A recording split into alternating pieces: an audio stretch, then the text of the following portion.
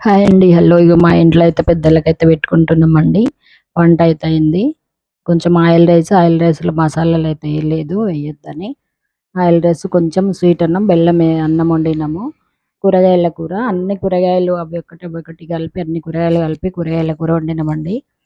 ఇంతకుముందయితే non veg పెట్టేది మేము గూడా. అది పెట్టకూడదు, పెట్టినా పెద్దలకు చెందదు అని తెలిసినంక నాన్ వెజ్ అయితే బంద్ చేసినాము.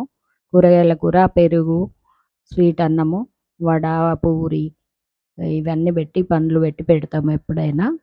ఇంగ మా వారైతే పెడుతున్నారు. అన్నీ రెడీ అయినాయి. అన్నీ పెట్టేసి ఆకులో పెట్టి పెడుతున్నారు. మా అత్తమ్మ, మావయ్యకి వాటర్ పెట్టిర్రు. పెద్దలకైతే చాలామంది నాన్ వెజ్ పెడతారు గదండీ! మీ ఇష్టము. అంటే పెడతాం, అది పెద్దలకు చెందదంట. అందుకే నాన్ వెజ్ పెట్టకుండా కూరగాయల కూర వండి పెట్టండి. అందులో ఒక ఆకుకూర గూడా ఎయండి. బావుంటది. అది మనదే పెద్దలకు చెందుతదంట. ఇలా కొబ్బరికాయ అయితే కొట్టి ఇట్లా అయితే పెట్టుకున్నాం.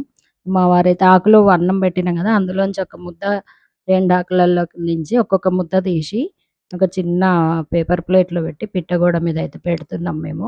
అంటే అట్లా పెడితే కాకులు, పిట్టలు గాని కనీసం చీమలైనా తింటాయి గదా! అది బావుంటదని ఇంగ ఇట్లా తర్పణం అయితే వదులుతున్నారు